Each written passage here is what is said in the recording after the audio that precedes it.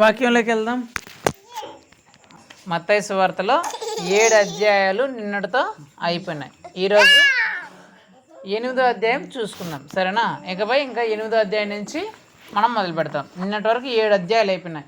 ఆ 7 అధ్యాయాలు ఏంటంటే కొండ ప్రసంగం అంతా, యేసు ప్రభు చెప్పిన కొండ ప్రసంగం అంతా అయిపోయింది. ఇప్పుడు 8వ అధ్యాయంలోకి వచ్చినాం, సరేనా?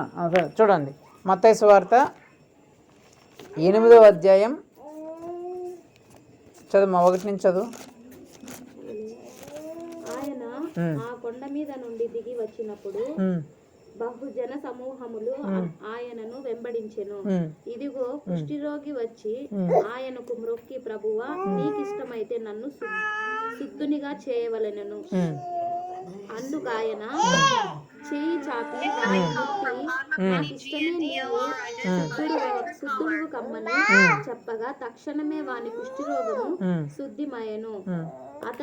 అప్పుడు యేసు, ఎవరితోనూ ఏమీయూ చెప్పుకు సుమి, కానీ నీవు వెళ్ళి వారికి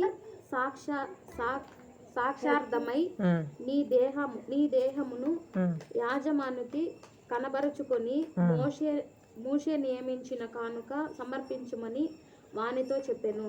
హల్లెలూయా. దేవుడు ఈ వాక్యం ద్వారా మనతో మాట్లాడను గాక. ఆమేన్. హల్లెలూయా.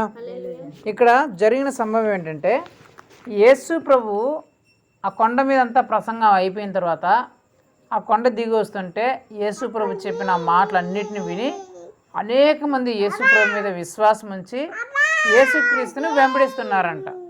ఎప్పుడైతే యేసుక్రీస్తుని వెంబడిస్తున్నారో ఆ జన సమూహంలో ఒక కుష్ఠరోగి ఉన్నాడంట. ఎవరు? ఒక కుష్ఠరోగి యేసు ప్రభు దగ్గరికి వచ్చి, యేసయ్య, నేను ఇలా కుష్ఠరోగంతో బాధపడుతున్నాను, నీకు ఇష్టమైతే నా కుష్ఠరోగాన్ని బాగు చేయండి అని అడిగినాడంట. అప్పుడు యేసు ప్రభు ఏమని చెప్పాడంటే, ఆ కుష్ఠరోగిని చూసి నాకు ఇష్టమే అని చెప్పి అతన్ని ముట్టాడంట. ఎప్పుడైతే ఆయన ముట్టాడో వెంటనే అతనుకున్న కుష్ఠరోగం అప్పటికప్పుడే బాగా అయిపోయిందంట. బాగా అయిపోయిన తర్వాత యేసు ప్రభు ఏం చెప్పాడంటే, ఈ విషయం నువ్వు ఎవరికి చెప్పొద్దు, నువ్వు ఈ విషయం ఎవరికి చెప్పకుండా నువ్వేం చేయాలంటే, నువ్వు వెళ్ళి మందిరానికి వెళ్ళి నీకు ఇలా జరిగిన మేలుని బట్టి ఒక సాక్షిగా నువ్వు అక్కడ చూపించి మోషే నియమించిన కానుకలు నువ్వు దేవునికి సమర్పించు అని చెప్పాడంట, సరేనా? ఈ సందర్భం నుంచి ఈరోజు దేవుడు మనతో ఏం మాట్లాడబోతున్నాడంటే, నీవు అంగీకరించబడాలంటే ఎప్పుడు నువ్వు అంగీకరించబడతావు? ఆ కుష్ఠరోగికి వ్యాధి ఎందుకు బాగయింది? ఆ కుష్ఠరోగికి ఎందుకు స్వస్థత వచ్చింది అనే విషయం మనకు తెలియాల. అంటే కొందరు రకరకాల వ్యక్తులు కొందరు రకరకాల బాధలతో బాధపడుతుంటారు, కష్టంతో శ్రమలతో బాధపడుతుంటారు, కొందరు వ్యాధులతో బాధపడుతుంటారు, కొందరు నష్టాలతో బాధపడుతుంటారు, కొందరు కుటుంబ సమస్యలతో బాధపడుతుంటారు, కొందరు రకరకాల సమస్యలతో ఇలా చాలా మంది బాధపడుతూ ఉంటారు. ఇలా బాధపడే వాళ్ళందరూ దేవునికి ప్రార్థన చేస్తూ ఉంటారు. వాళ్ళు అన్యులు కావచ్చు, వాళ్ళకు యేసుక్రీస్తు నమ్ముకున్న ఎవరైనా సరే మాకు దేవుడు బాగు చేస్తాడని చెప్పేసి అన్యులైతే వాళ్ళ దేవుడికి ప్రార్థన చేస్తుంటారు, మొక్కుంటారు, పూజలు చేస్తుంటారు. విశ్వాసాలు అయితే యేసుక్రీస్తుకి ప్రార్థన చేస్తుంటారు. అయితే కొందరి చేసిన ప్రార్థనలు దేవుడు విని వాళ్ళ పరిస్థితి అంతటిని బాగు చేస్తాడు. కొందరి అట్లే ఉంటాయి. ఇప్పుడు మనం తెలుసుకోవాల్సిందంటే, మన ప్రార్థన కానీ లేదా మనం చేసేది కానీ ఎప్పుడు దేవుడికి అంగీకరించబడుతుంది? అక్కడ యేసు ప్రభుని వెంబడించిన జనసమూహం ఒక్కరే ఉన్నారా? కుష్ఠరోగి ఒకడేనా? అనేక మంది వెంబడించారంట. మన వాక్యంలో చదివితే అనేక మంది జనసమూహము యేసుక్రీస్తుని వెంబడించినట్లు, యేసుక్రీస్తుని నమ్ముకున్నట్లు, యేసుక్రీస్తుని విశ్వాసం ఉంచినట్లు చూస్తున్నాం. కానీ ఆ కుష్ఠరోగుడికి ఒక్కడికే ఎందుకు స్వస్థత వచ్చింది? ఎందుకు కుష్ఠరోగి చేసిన మనవిని దేవుడు అంగీకరించాడు? ఎందుకు కుష్ఠరోగి చేసిన ఆ మనవిని అంగీకరించి అతను ఏదైతే కోరుకున్నాడో అది ఎందుకు యేసు ప్రభు చేశాడు అనేది మనం చాలా జాగ్రత్తగా తెలుసుకోవాల్సిన అంశం.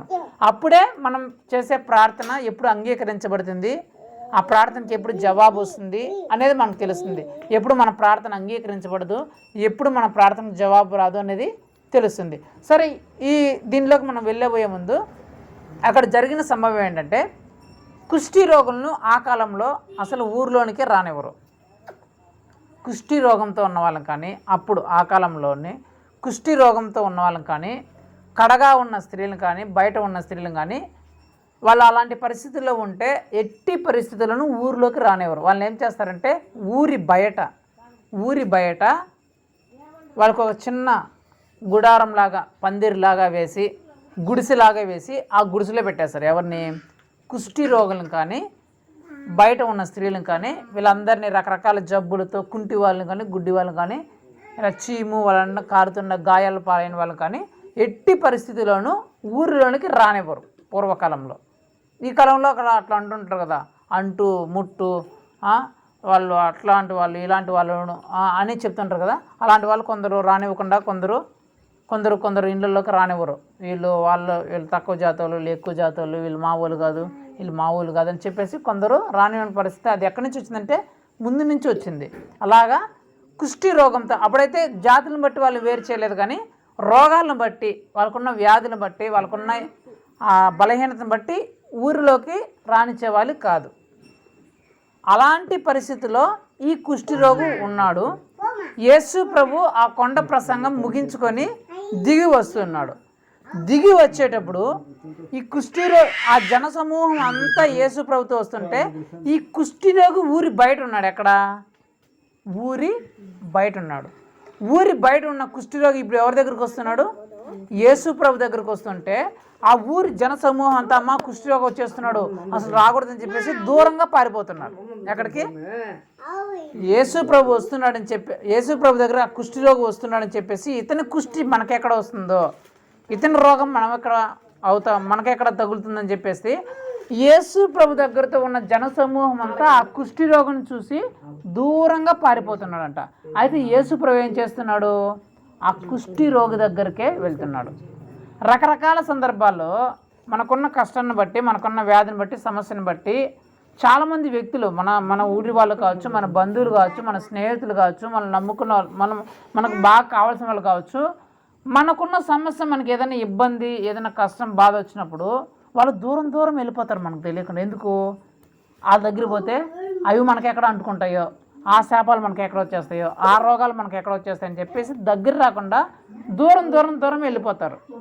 అలాగ దూరం వెళ్ళిపోయి ఇతన్ని ఎప్పుడైతే ఒంటరి అయిపోయినాడో ఆ ఒంటరి వ్యక్తి దగ్గరికి ఎవరు వస్తున్నారంట?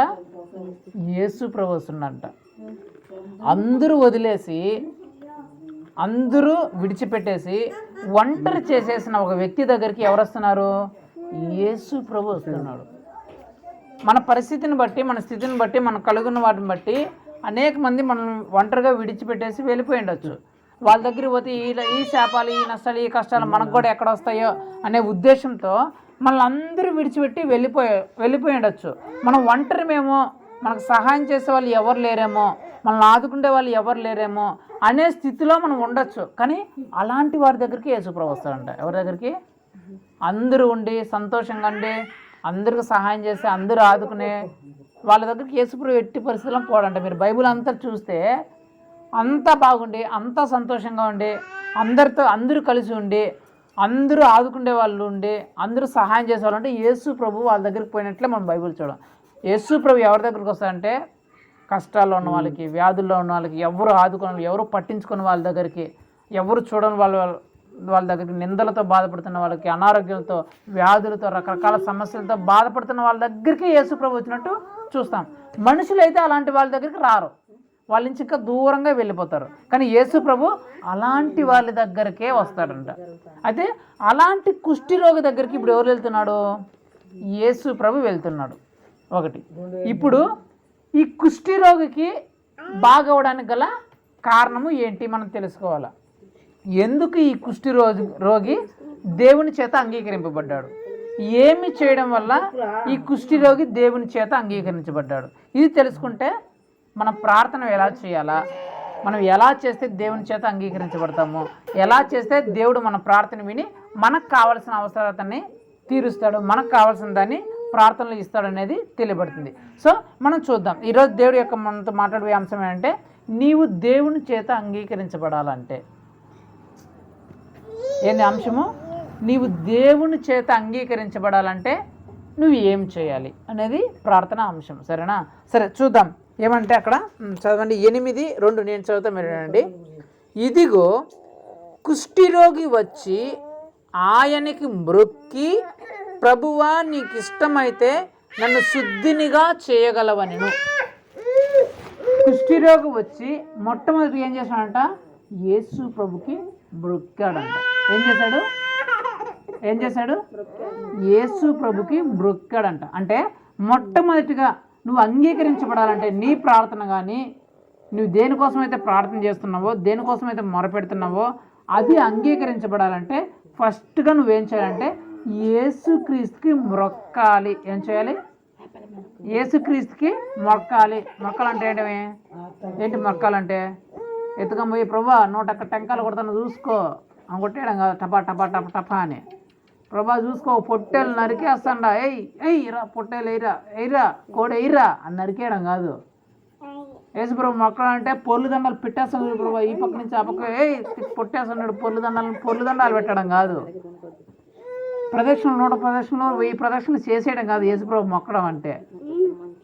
యేసు ప్రభు మొక్కడము అంటే దాని అర్థం ఏంటంటే యేసుక్రీస్తు మీద నమ్మకం ఉంచడం అని. మొక్కడం అంటే టెంకాయలు కొట్టడము, పూజలు చేసేయడము, ఆ బలులు ఇచ్చేయడము, లేకపోతే ప్రదక్షిణాలు చేసేయడము అవి ఇవి కాదు. యేసు ప్రభుకు మొక్కి అంటే యేసు ప్రభు మీద విశ్వాసం నమ్మకం పెట్టుకున్నాడంట. ఏమని? యేసు ప్రభు అయితేనే నన్ను బాగు చేస్తాడు, యేసు ప్రభు అయితేనే నా సమస్యను తీరుస్తాడు, యేసు ప్రభు అయితేనే నా వ్యాధిని బాగు చేస్తాడు, యేసు ప్రభు అయితేనే నాకు వచ్చిన ఇబ్బందిని బాగు చేస్తాడని ఫస్ట్ ఏం చేశాడంట? నమ్మకం పెట్టుకున్నాడంట. నేను యేసు ప్రభు కోసం, దేనికోసమైతే యేసు ప్రభు దగ్గరికి వెళ్తున్నానో అది యేసు ప్రభు ఖచ్చితంగా చేస్తాడు అనే నమ్మకం పెట్టుకున్నాడంట. అందుకే దేవుడు ఏం చెప్తాడంటే అడుగుడి మీకు ఇవ్వబడుతుంది, అయితే అడిగేటప్పుడు మీరు సందేహించకుండా అడగండి. వాక్యం ఉందా లేదా?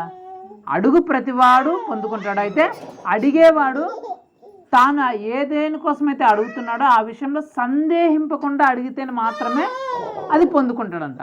సందేహించి అడిగేవాడు అస్సలు పొందుకోడంట. అంటే నువ్వు యేసుక్రీస్తుని అడిగేటప్పుడు నువ్వు ఎలా ఉండాలంటే ఆయన మీద నీకు అవిశ్వాసం అనేదే ఉండకూడదు. ఇస్తాడో ఇవ్వడో, యేసు ప్రభు దగ్గరది ఈ స్వస్థత వస్తుందో రాదో, ఇది జరుగుతుందో జరగదో, అవుతుందో కాదనే సందేహం నీకు ఉండకూడదు. ఈ కుష్ఠరోగి నేను యేసు ప్రభు దగ్గరికి వెళ్తున్నాను, ఖచ్చితంగా ఆయన నా రోగాన్ని బాగు చేస్తారనే ఉద్దేశంతోనే యేసు ప్రభు దగ్గరికి వెళ్ళాడు. సో మనం ఫస్ట్ దేవుని చేత అంగీకరించబడాలంటే ఖచ్చితంగా యేసు ప్రభు మీద సందేహపడకుండా నమ్మకం ఉంచాలి. మనం దేనికోసం అయితే వెళ్తున్నామో, దేనికోసమైతే ప్రార్థన చేస్తామో అది యేసు ప్రభు నాకు ఖచ్చితంగా ఇస్తాడు, ఖచ్చితంగా దయచేస్తాడు అనే సందేహమే లేకుండా యేసు ప్రభు మీద నమ్మకం పెట్టుకోవాలి. అర్థమైందా? మొట్టమొదటిగా ఏం చేయాలంటే యేసు ప్రభు దగ్గర మనం అంగీకరించబడాలంటే సందేహం అనేదే లేకుండా, యేసుక్రీస్తు అనే మీద డౌట్ అనేదే లేకుండా నమ్మకంతో యేసు ప్రభు దగ్గర మీద విశ్వాసం ఉంచాలి. రెండోది ఏంటంటే ప్రభువా నీకు ఇష్టమైతే నన్ను శుద్ధినిగా చెయ్యి. ఏంటి? ప్రభువా నీకు ఇష్టమైతే నన్ను శుద్ధినిగా చెయ్యి అంటే రెండోది ఏంటంటే దేవుని చిత్తం కోసం నువ్వు తగ్గించుకోవాలి.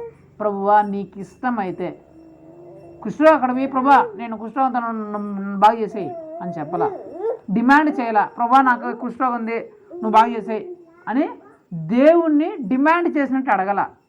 ఎలా అడుగుతున్నాడు? రిక్వెస్ట్ చేస్తున్నాడు. అయ్యా నీకు ఇష్టమైతే, అయ్యా నీ చిత్తమైతే ప్రభా నేను ఇలా కుష్ఠరోగంతో బాధపడుతున్నాయా, నీ చిత్తమైతే ప్రభా నీకు ఇష్టమైతే నన్ను ముట్టండి అయ్యా, నన్ను బాగు చేయండి అయ్యా, ఈ వ్యాధితో నేను బాధపడుతున్నా, ఈ ఇబ్బందితో బాధపడుతున్నానయ్యా, ఈ సమస్యతో నేను బాధపడుతున్నానయ్యా, నీకు ఇష్టమైతే ప్రభువా నా బాధను చూసి, నా కన్నీరుని చూసి, నా ఇబ్బందిని చూసి, నా దుఃఖాన్ని చూసి దీన్ని బాగు చేయండి అని ఏం చేయాలా? రిక్వెస్టింగ్ అంటే విజ్ఞాపన ప్రార్థన మనం చేయాల.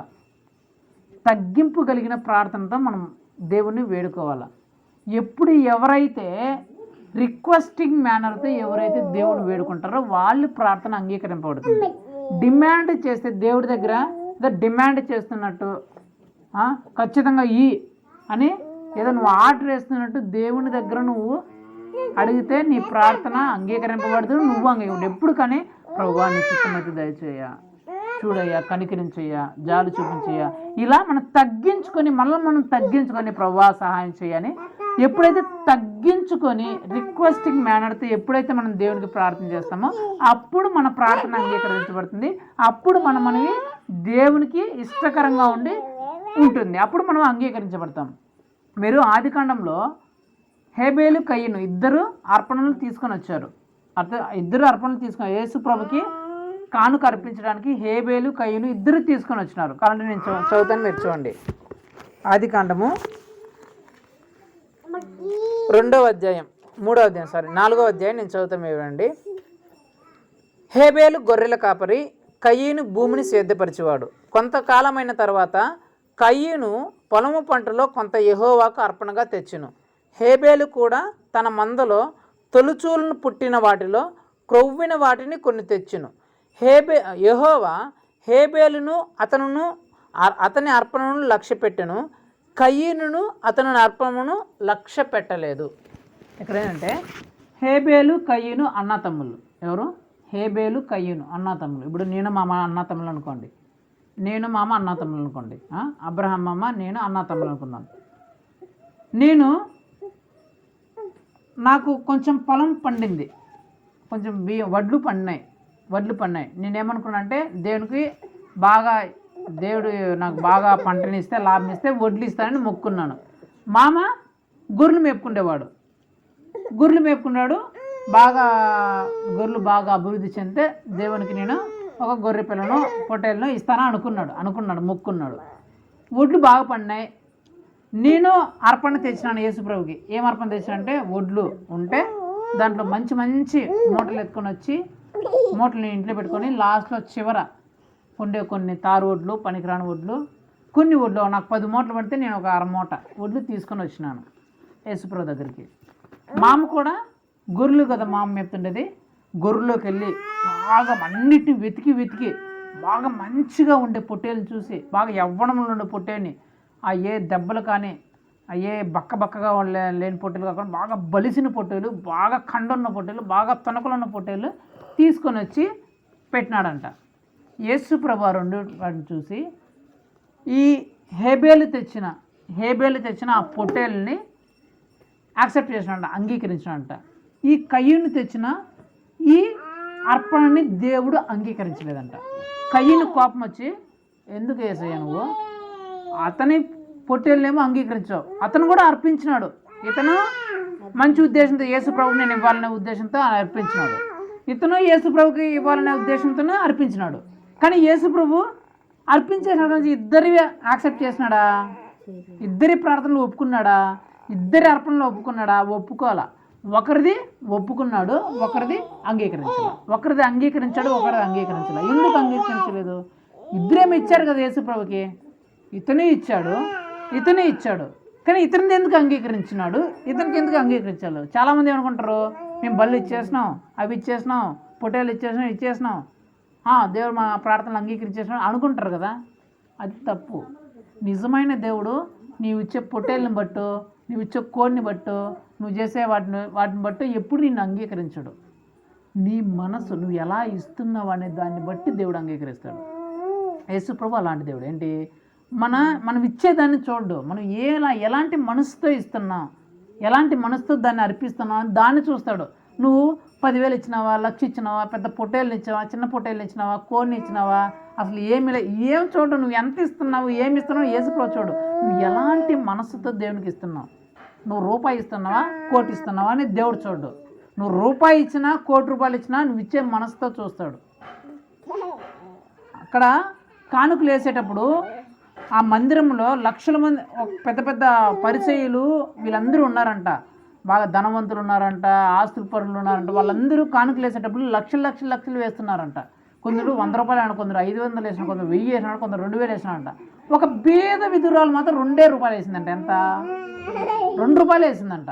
యేసు ప్రభు వీళ్ళందరూ వేసేది చూసి, ఆ మందిరంలో ఉండి వీళ్ళందరూ వేసేది చూసి చివరిలో ఏమన్నాడంటే, ఈ మందిరానికి మీరు అందరూ వచ్చినారు కదా, మీరు ఎంతమంది కలిసి వేసినారు కదా, మీరందరూ కలిసి వేసిన దానికంటే ఈ పేద విధరాలు వేసిన 2 రూపాయలే ఎక్కువ అని చెప్పాడంట.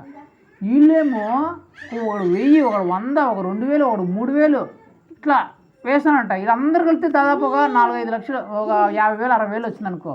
ఈ 50,000 60,000 కంటే ఈ 2 రూపాయలే దేవునికి ఎక్కువగా అనిపించిందంట.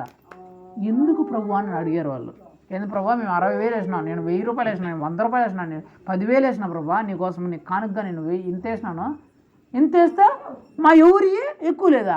ఆ పేదవాళ్ళు 2 రూపాయలు వేసింది, ఆ 2 రూపాయలు నీకు ఎక్కువ అంటే దేవుడు రీజన్ చెప్తానంట. ఇక్కడ రీజన్ చెప్పాడు, అక్కడ రీజన్ చెప్పాడు. ఏం రీజన్ చెప్పాడంటే, ఇతను ఏం చేసినాడు, తను ఇచ్చేది మనస్ఫూర్తిగా ఎలా మంచి మంచి అన్నీ అక్కడ ఆ దగ్గర పెట్టుకొని ఏదో మనం మొక్కున్నాం కదా నామకావాస్తిగా దేవుడికి ఆ తారు వడ్లు ఇచ్చేశాడు. ఇతనేమో మొక్కుని దాంట్లో చాలా శ్రేష్టమైనది మంచిది దేవుడికి అర్పించాడు. ఇతని మనసు ఎలాగుందంటే, నేను ఎంత ఇచ్చినా సరే, కొంచెం ఇచ్చినా సరే, ఎక్కువ ఇచ్చినా సరే దేవునికి శ్రేష్టమైనది ఇవ్వాలనే మనసు. ఇతనికి ఇది ఎంత ఇచ్చినా సరే ఏదో మనకు మంచి పెట్టుకొని దేవుడికి ఎలాంటి పడితే అలా ఇచ్చేద్దామనే మనసు. అక్కడ వాళ్ళ దగ్గర చూస్తే వాళ్ళకున్న దాంట్లో వేశారు. దేవుడు వాళ్ళకి 1000 రూపాయలు ఇస్తే వాళ్ళు 100 రూపాయలు వేసేవాళ్ళు, 1,00,000 రూపాయలు వేస్తే 100 రూపాయలు తెచ్చి కానుక చేశారు. కానీ ఈ అట్లా కాదంట. ఆమెకి కూలికి పోయి సంపాదించుకున్నది 2 రూపాయలే అంట. వారం అంతా కూలికి పోతే 2 రూపాయలు ఇస్తే ఆ 2 రూపాయలు కూడా అమ్మ దేవునికి వేసేద్దాం, దేవుడు నాకు ఇస్తాలనే ఉద్దేశంతో వేసిందంట. ఈమె మంచి మనసు ఏంటి, అయ్యో దేవుడు నాకు ఎంతో మేలు చేస్తాడు కాబట్టి దేవుని కంటే నాకు ఏమి ఎక్కువ కాదని చెప్పేసి ఆమెకుండే 2 రూపాయలు కూడా వేసేసింది. వీళ్ళ మనసు ఏంటి, అంత దేవుడు ఇచ్చినా కూడా ఏమిస్తాను కొంచెం ఇద్దని చెప్పే మనసు. ఇతని మనసు ఏంటి, ఇంత గొప్పగా నన్ను దేవుడు ఆశీర్వదించాడు కదా అనకుండా వాడికి ఏదో ఇచ్చేద్దా, ఏది ఇచ్చినా కూడా దేవుడు తీసుకుని వస్తాడే అనే మనసుతో ఇచ్చాడు. ఇతనేంటి, నాకున్న తక్కువైనా సరే నేను మంచిది ఇవ్వాలా అనే మనసుతో ఇచ్చాడు. కాబట్టి హేబేలు ప్రార్థన దేవుని అంగీకరించాడు. 2 రూపాయలు ఆ 2 రూపాయల కానుకను దేవుడు అంగీకరించాడు. ఇతను ఇచ్చిన ఆ వడ్డును అంగీకరించలేదు. వాళ్ళు వేసిన ఆ 10,000 50,000 కూడా డబ్బులు అంగీకరించాడు. అంటే నువ్వు దేవుని చేత అంగీకరించబడాలంటే రెండోదిగా నీకేముండాలంటే నీ దగ్గర వినయం విధేయత ఉండాలి, తగ్గింపు కలిగిన గుణం ఉండాలి, రిక్వెస్టింగ్ మేనర్ ఉండాలి. అర్థమైందా? నీ దగ్గర ఎలాంటి గుణం ఉండాలంటే నువ్వు చేసే ప్రార్థన కానీ నువ్వు చేసే అర్పణ కానీ నువ్వు అంగీకరించబడాలంటే నీ దగ్గర దేవుని బ్రతిమాలుకునే గుణం ఉండాలి. దేవుణ్ణి ఆర్డర్ చేసే డిమాండ్ చేసే నువ్వు నేను అడుగుతాను నువ్వు ఇచ్చేయాలి అంతే.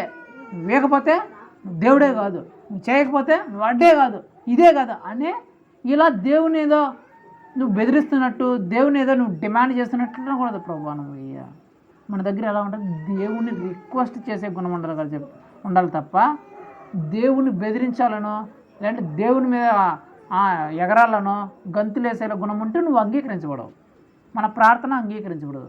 మన ప్రార్థన మనం చేసేది ఎప్పుడు అంగీకరించబడితే రెండోదిగా మన దగ్గర తగ్గింపు కలిగి బ్రతిమలాడుకునే గుణం ఉండాలి. ఈ కుష్ఠరోగి ఏం చేస్తాడంటే అయ్యా నీకు ఇష్టమైతే బాగు చేయ, నీకు ఇష్టమైతే నన్ను శుద్ధుడిగా చేయ, నీకు ఇష్టమైతే నన్ను బాగు చేయ అని బ్రతిమలాడుకున్నాడంట.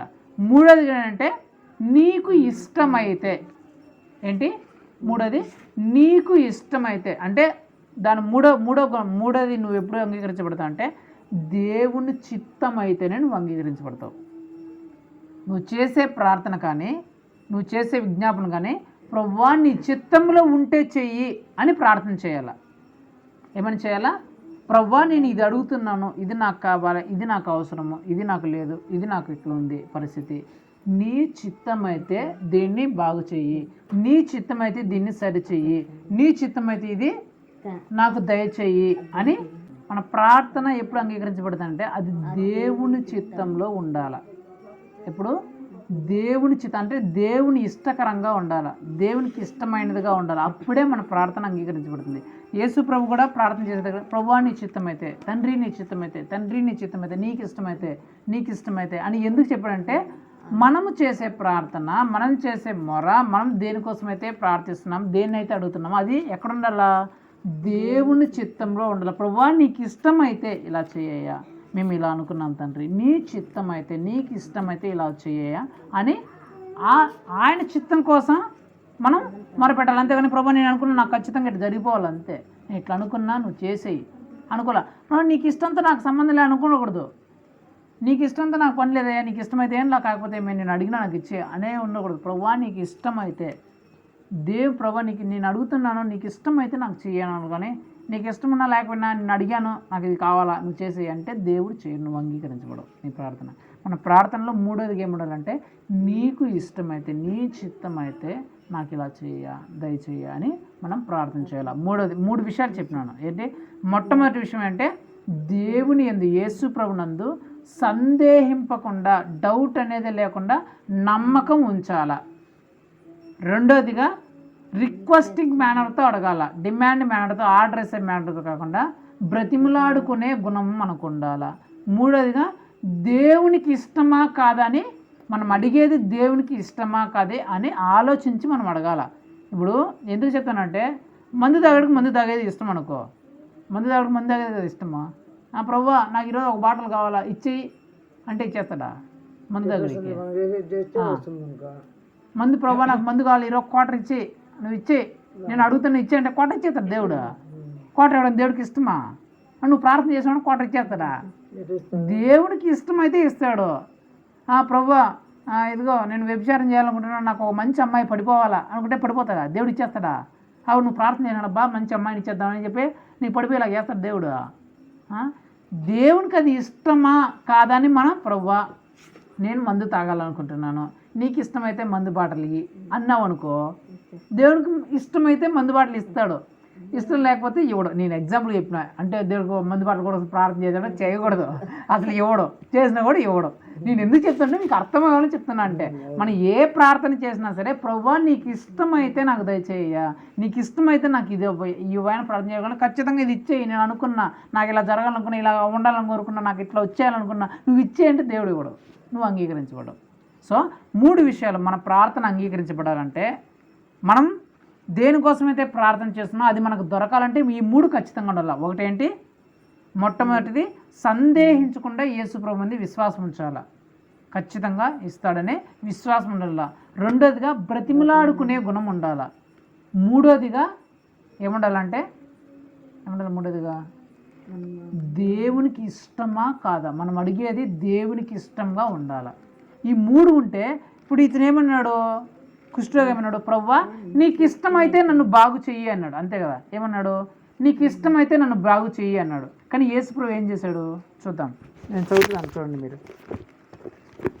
ఇతను ఏమన్నా అంటే కుష్ఠరోగి, ప్రభువా నీకు ఇష్టమైతే నన్ను బాగు చెయ్యి అని చెప్తే యేసు ప్రభు ఏం చేశాడు చూడండి.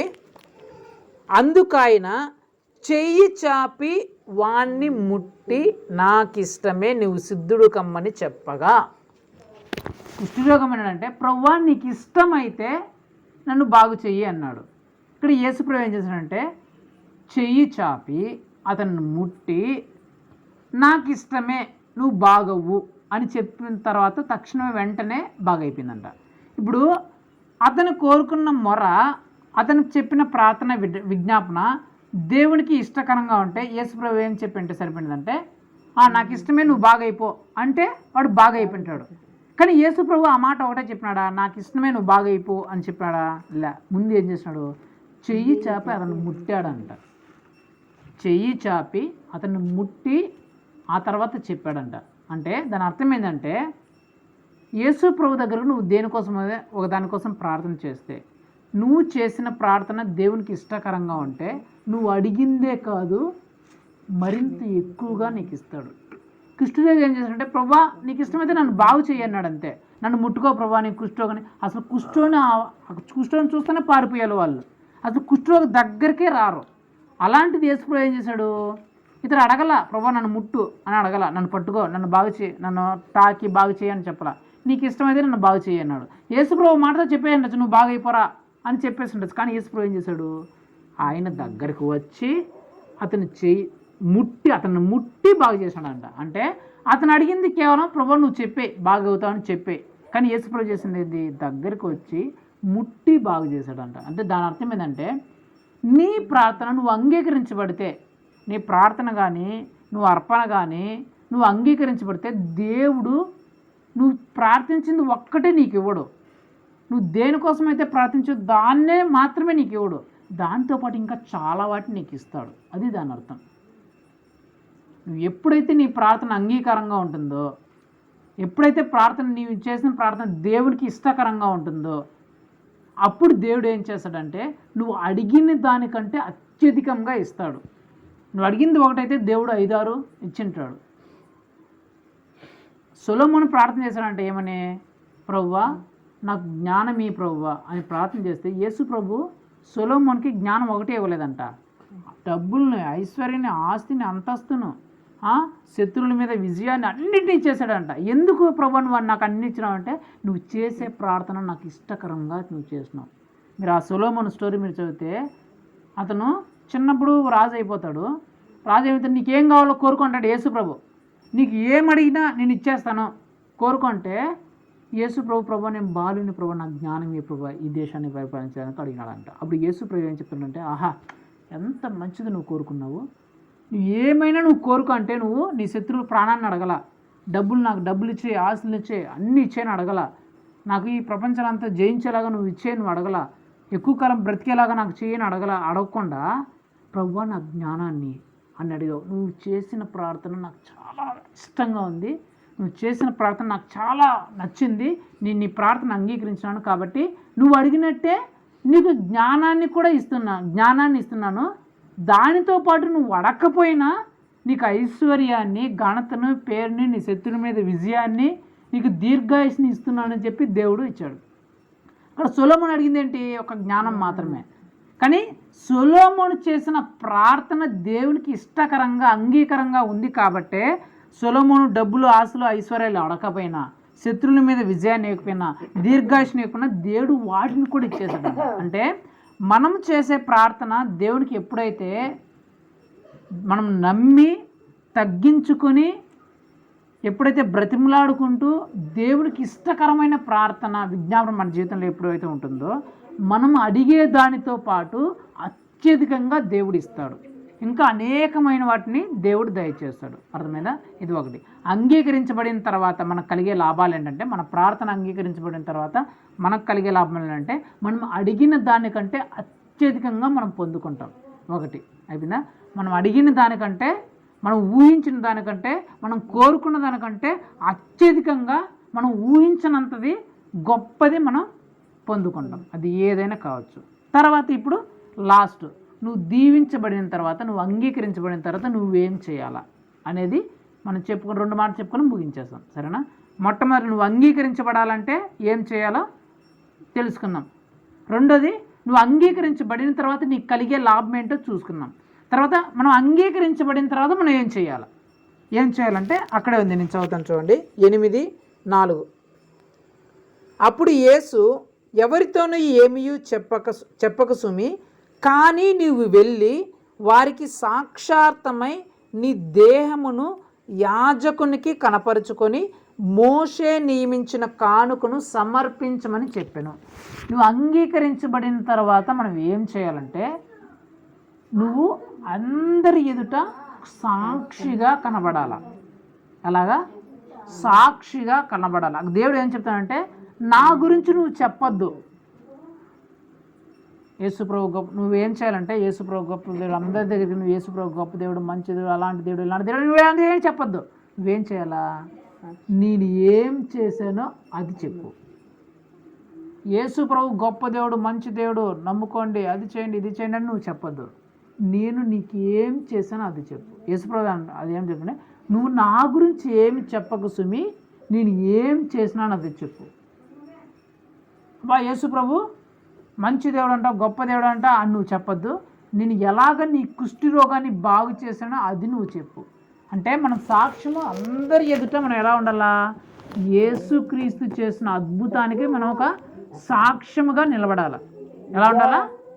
మనం ఏం చేయాలంటే మొట్టమొదటగా సాక్షిగా నిలబడాలి. అందరి ఎదుట యేసుక్రీస్తు చేసిన దానికి సాక్షిగా మనం నిలబడాలి, సాక్షిగా మనం కలబడాలి. ఎవరి దగ్గరైనా సరే యేసు ప్రభు నాకు ఇలా చేశాడు చూడండి, యేసు ప్రభు ఇలా నన్ను ఆదుకున్నాడు చూడండి అని చెప్పేసి అందరి ఎదుట నువ్వు యేసు ప్రభు చేసిన కార్యాన్ని నువ్వు చెప్పాలి. అర్థమైందా? అది సాక్షిత్వమే అంటే దాని అర్థం ఏంటంటే, యేసు ప్రభు గురించి నువ్వు యేసు ప్రభు మంచి దేవుడు, గొప్ప దేవుడు అని చెప్పడం కాదు. యేసు ప్రభు నీ జీవితంలో ఏం చేశాడో అది నువ్వు అందరికీ చెప్పాలా.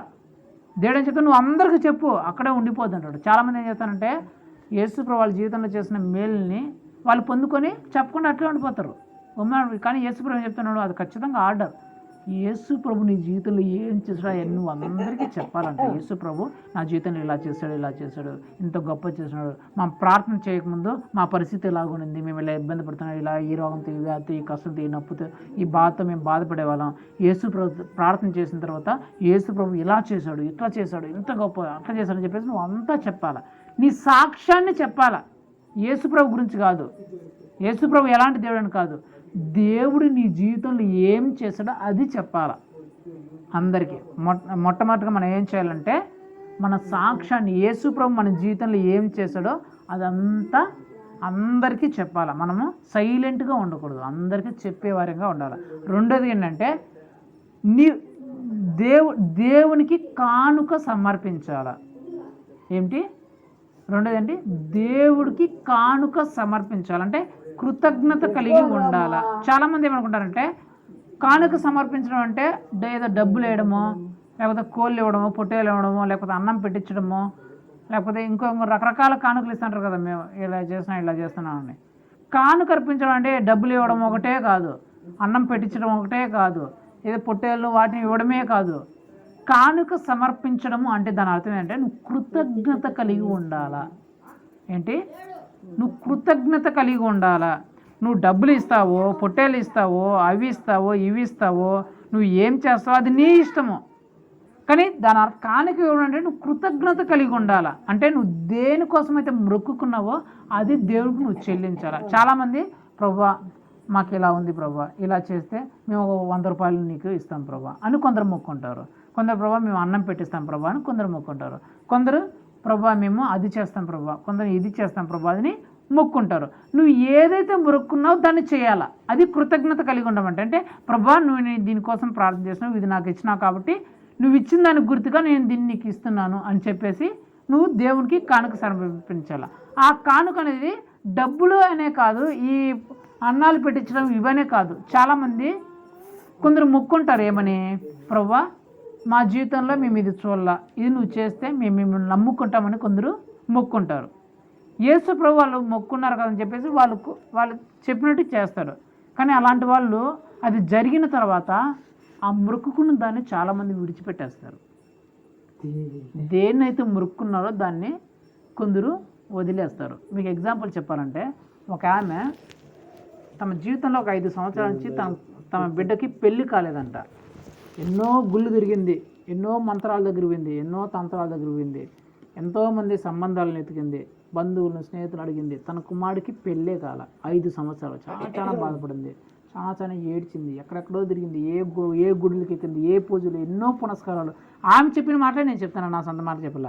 ఎన్నో పూజలు చేసిందంట, ఎన్నో కష్టాలు పడిందంట, ఎన్నో గుళ్ళు తిరిగిందంట, ఎందరో దేవుళ్ళకి మొక్కిందంట, ఎన్నో బలులు అర్పించిందంట, ఎంతో కానుకలు ఇచ్చిందంట, ఎంతో ఉండీలు వేసిందంట, ఏమేమో చేసిందంట, ఎన్నో మంత్రాలు అర్పించింది, ఎన్నో తంత్రాలు అన్నీ చేపించిందంట.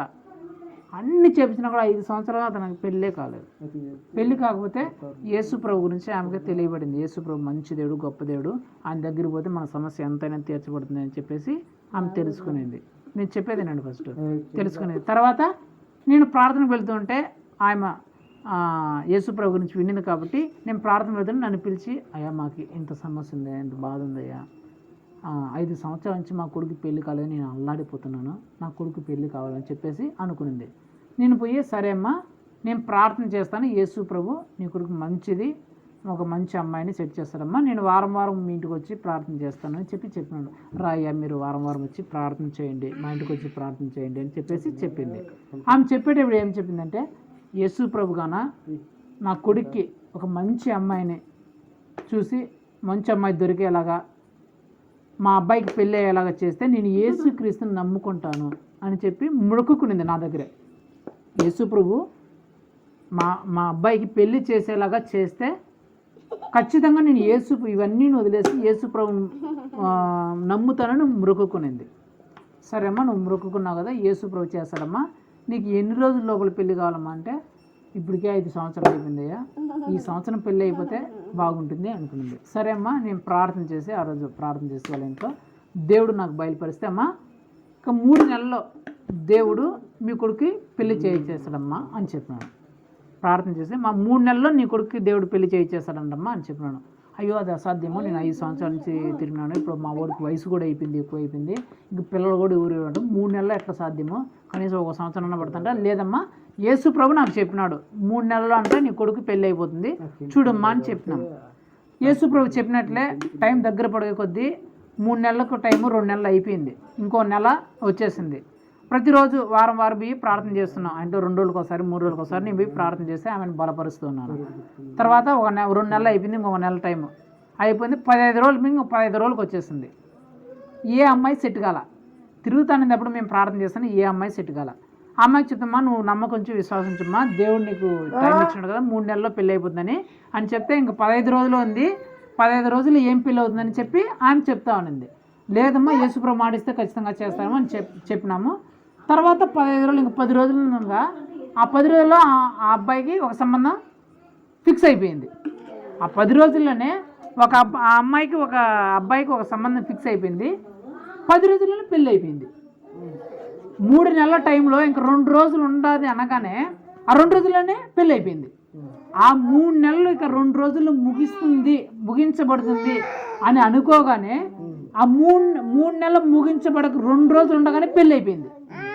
పెళ్ళి అయిపోయిన తర్వాత నేను చాలా సంతోషించాను. ఆహా దేవుడు 3 నెలలు టైం ఇచ్చినాడు, చెప్పినట్లే ఆ 3 నెలల కంటే 2 రోజుల ముందే పెళ్లి చేసినాడు అని చెప్పేసి సంతోషించాము. ఆమె కూడా ఆ పెళ్లి నిక్షమయ్యే పెళ్లి హడావిడిలో ఉండింది. నేను కూడా ఇంకా పెళ్లి జరుగుతుందని చెప్పేసి నేను కూడా వాళ్ళకి ఏం ప్రార్థన చేయకుండా కొన్ని రోజులు నేను కూడా గమ్మున ఉన్నాను. పెళ్ళి అయిపోయిన 1 నెల తర్వాత నేను మళ్ళీ ప్రార్థనకి వెళ్ళాను. వాళ్ళకి ప్రార్థన పోయి ఏమ్మా ఎట్లా మా పరిస్థితి అంటే, ఆహా యేసుప్రభు ఎంత మంచి దేవుడు అండి, ఎంత గొప్ప దేవుడు అండి, 5 సంవత్సరాలు నేను తిరగని గుడి అంటూ లేదు, చేయని పూజ అంటే లేదు, మొక్కని దేవుడు అంటే లేదు, మొక్కని దేవత అంటే లేదు, పోని మంత్రాలు అంటే లేదు, చేయని ఏ కార్యం యజ్ఞాలు యాగాలంటే ఏమి లేవు, కానీ పెళ్లి కాలేదు. యేసుప్రభు దగ్గరికి వచ్చినాను. 3 నెలలు యేసుప్రభు చెప్పినాడు మీరు ప్రార్థన చేస్తున్నాడు, 3 నెలల్లో పెళ్లి చేస్తానని చెప్పినాడు. నేను అనుకున్నాను 3 నెలల్లో ఏం జరుగుతుంది అనుకున్నాను, కానీ యేసుప్రభు 3 నెలలనే పెళ్లి చేసేస్తాడు. ఆహా ఎంత గొప్ప అద్భుతం, ఎంత గొప్ప దేవుడు, మంచి దేవుడు అని చెప్పింది. ఆహా సరే అమ్మా ఇంకేమ్మా యేసుప్రభు చాలా మంచి దేవుడు అమ్మ ఆయన ప్రార్థన చేస్తే ఎలాంటి సమస్య అయినా సరే అమ్మా దేవుడు మాటిస్తే ఖచ్చితంగా చేస్తాడు, తీరుస్తాడమ్మా అని నేను చెప్పినాను. చెప్పిన తర్వాత ప్రార్థన చేసిపోతా ఉంటే ఆమె ఏమన్నదంటే, ఇదిగో అయ్యా నా కొడుక్కి యేసుప్రభు పెళ్లి చేస్తుంది కదా, ఇదిగో ఆ పెళ్లి చేస్తున్నాను గుర్తుగా 500 రూపాయలు నీకు ఇస్తానురా, ఇది కానుకేసయ్యా అని చెప్పేసింది. ఏమ్మా నువ్వు యేసుప్రభు నమ్ముకోమ్మా అంటే, ఇంకెందుకయ్యా పెళ్ళి అయిపోయింది కదయ్యా, అందుకే కదయ్యా యేసుప్రభు పెళ్లి చేసినాడు కదా, 500 ఇస్తున్నాను ప్రభు, 500 ఇస్తున్నాను దేవునికి అని చెప్పేసి కానుకిచ్చాను 500. నేను అన్నాను అమ్మా నీ డబ్బుల కోసం కాదమ్మా యేసుప్రభు చేసింది, యేసుప్రభు దగ్గర డబ్బులు లేవనో నీ 500 రూపాయలు చూసి కాదు చేసింది. యేసుప్రభు దేవుడు నిజమైన దేవుడు, ఆయన తలుచుకుంటే ఎలాంటి కార్యాలను చేయగలడు అని చెప్పేసి నీకు తెలియజేయడానికి యేసుప్రభు నిజమైన దేవుడు నువ్వు తెలుసుకోవడానికి దేవుడు ఈ కార్యం చేసాడు తప్ప నీ డబ్బులు 500 రూపాయల కోసమో, నువ్వు ఇచ్చే పొట్టేల కోసమో, నువ్వు ఇచ్చే గొర్రె కోసమో దేవుడా చేసింది ఆ కార్యము. నువ్వు ఇచ్చే 500 కోసం కాదమ్మా చేసింది. నువ్వు ఏం మొక్కున్నావు, యేసుప్రభు నీ జీవితంలో మేలు చేస్తే, యేసుప్రభు నీ కొడుకు పెళ్లి చేస్తే నువ్వు దేవుణ్ణి నమ్ముతానని నువ్వు మొక్కొని ఇప్పుడు ఆ మేలు జరిగిన తర్వాత 500 ఇచ్చేసి చేతులు దుడిపేసుకుంటున్నావా? నువ్వొద్దు, నీ కానుకోవద్దు, దేవుడు నీ కానుక అంగీకరించలేదని చెప్పేసి నేను చెప్పేసి వచ్చేసినాను. ఎప్పుడైతే నువ్వు మొక్కుకునింది ఏంది, యేసుప్రభు ఇన్ని రోజులు నేను ఇంతగా కష్టపడినాను, బాధపడినాను, ఇంత కన్నీరుతో దుఃఖంతో బాధపడినాను, యేసుప్రభు నాకు మేలు చేస్తే నేను యేసుప్రభు నమ్ముకుంటాను. నువ్వు మొక్కున్నావు యేసుప్రభు దగ్గర. ఒకవేళ నువ్వు మొక్కున్నాడు ప్రభు నాకు పెళ్లి చేస్తే నేను 500 రూపాయలు ఇస్తాను అని నువ్వు మొక్కుకొని నువ్వు ఇప్పుడు 500 ఇచ్చుంటే నీ కానుక నేను తీసుకుంటాను, దేవుడు యాక్సెప్ట్ చేస్తుంటాడు. కానీ నువ్వు అప్పుడేం మొక్కున్నావు, ప్రభు నేను నిన్ను నమ్ముకుంటాను అని మొక్కుకొని ఇప్పుడేమో ఆ కార్యం జరిగిన తర్వాత 500 ఇచ్చేసి చేతులు దులిపేసుకుంటావా, నీ కానుక అంగీకరించబడదు అని చెప్పినాడు. నువ్వు తీసుకోవా అని చెప్పేసింది. నాకు అవసరం లేదబ్బా, ఆ బ్రతిమాడుకుని తీసుకొని నువ్వు నీ డబ్బులు నాకు అవసరం లేదు, మనం ఎత్తుకో, నీ కానుక నువ్వు పెట్టుకో, నాకు అవసరం లేదు, నీ డబ్బుల కోసం నేను వచ్చి ఏం ప్రార్థన చేయలేదు, నీ డబ్బుల కోసం నేను వచ్చినాను నీ ఇంటికి, నీకు డబ్బులతో నాకేం అవసరం లేదు, నీ డబ్బులతో నేను బ్రతకను, నాకు అసలు డబ్బులే అవసరం లేదు, పోతానని చెప్పేసి నేను వచ్చేసినాను. ఏం జరిగిందంటే ఆమె ఆ పెళ్ళి జరిగిన తర్వాత ఆమె మళ్ళీ యేసుప్రభు నమ్ముకోకుండా మళ్ళీ ఆ విగ్రహాలు దొరికి నాకు కావాల్సిన దొరికేసింది కదా, మా అబ్బాయికి పెళ్ళి అయిపోయింది కదా చెప్పేసి ఆ అమ్మాయికి ఆమెకు కావాల్సిన దొరికిందని చెప్పేసి మళ్ళీ ఆ విగ్రహాలు ఆ పనులే ఆ పాపిష్టి జీవితంలోకి వెళ్ళిపోయింది. ఆ 3 నెలలకే ఆ భార్య భర్తల మధ్య గొడవలు వచ్చేసినాయి, అత్తాకోడల మధ్య గొడవలు, వాళ్ళ ఇంట్లో పెద్ద ఆయనకే పరిస్థితి దారుణం అయిపోయింది.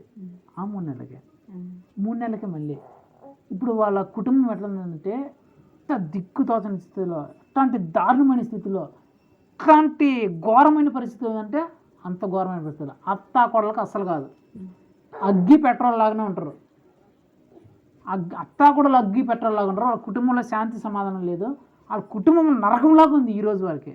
కారణం ఏంటి? ఆ మొక్కుకున్న మొక్కుబడి ఏంటి ఆమె చేసింది ఏంటి? యేసుప్రభు నీ జీవితంలో నీ డబ్బుల కోసమో, నీ గొర్రెల కోసం, నీ పొట్టేల కోసమో, నీ వాటి కోసం వీటి కోసమో దేవుడు ఎప్పుడు చేయడు. అసలు దేవుడికి డబ్బులతోనో, నీ ఆస్తులతోనో, నీ బంగారుతోనో, నీ గొర్రెలతోనో, పొట్టేలతోనో అవసరం లేదు. యేసుప్రభు అదే చెప్తాడు, మీరు ఇచ్చే డబ్బులు లేకంత ఈ ప్రపంచంలో డబ్బులంతా ఎవరిదే? నాది కాదా? ఈ ప్రపంచంలో బంగారం అంతా ఎవరిది? నాది కాదా? నాకు మాంసాన్ని తినాలనిపిస్తే నీ దగ్గర గొర్రె అడుక్కునే పరిస్థితి నాది. ఈ ప్రపంచంలో జంతువులను పుట్టించింది ఎవరు? నేను కదా. నేను వాళ్ళ మాంసమే తినాలనుకుంటే ప్రపంచంలో ఉన్న జంతువులను ఒక దెబ్బతో చంపేసి నేను తినగలనా? నాకు ఏమన్నా మాంసానికి కొదువా, డబ్బులకు కొదువా? నేను మీ జీవితంలో అద్భుతాలను ఆశ్చర్యకాలను ఎందుకు చేస్తున్నా? మీరు చేసే ప్రార్థనని నేను ఎందుకు వింటున్నా?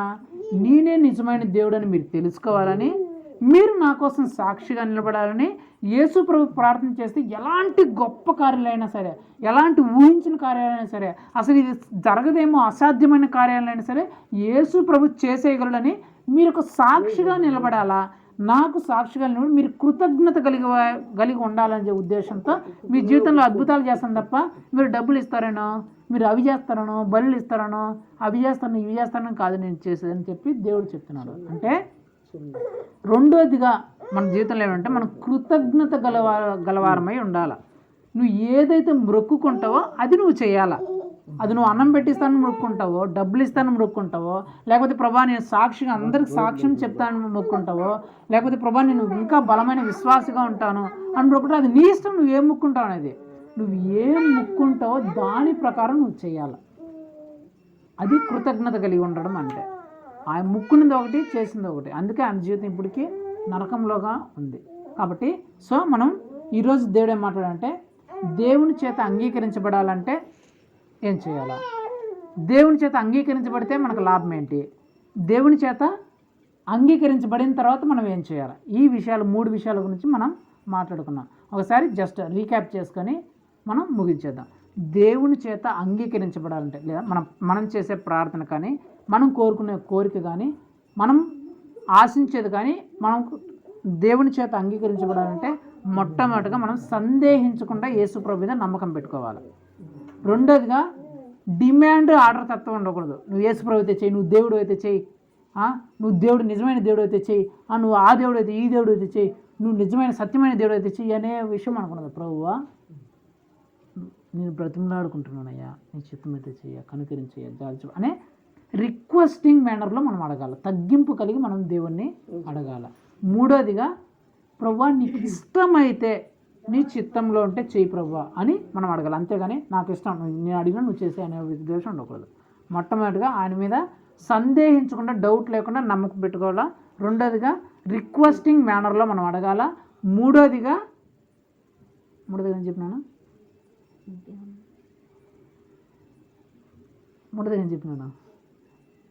మొట్టమొదటిగా దేవుని మీద సందేహించకుండా నమ్మకం పెట్టుకోవాలి. రెండోదిగా రిక్వెస్టింగ్ మేనర్ ఉండాలి.